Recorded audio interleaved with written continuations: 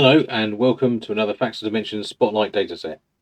This one we're covering national cost collection for the NHS. This is a really detailed dataset, gives you a good idea of how the NHS spends the money. So let's have a look. We've got data going back to 2017, 77 million rows of data, so you know it's very detailed. These are the tables that we have. For the demo, I'm just going to query the later main data table.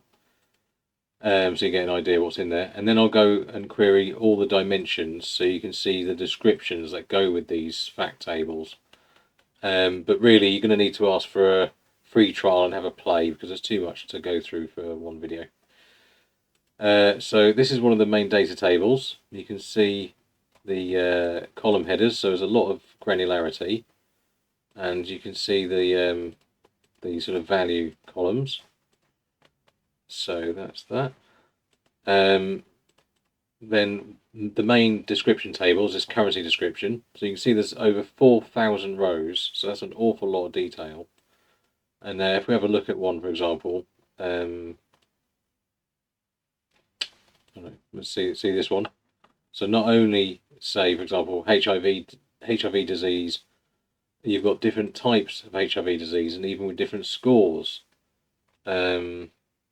Here's another one, fibrosis and I don't know how to pronounce that, but even to different score levels, so it's very detailed. And there's the departments as well. So there's the first page, there's the second page. I didn't bother going down the currencies, there's too many.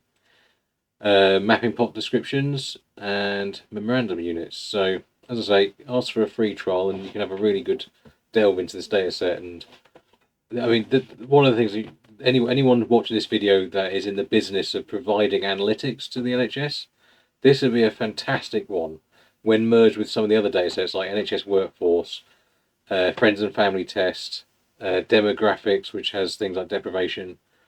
You could really help the NHS understand where its resources are going, because there's always a suspicion that some trusts are very, very good at getting more than enough resources for them. Well, not more than enough. There's never enough, of course.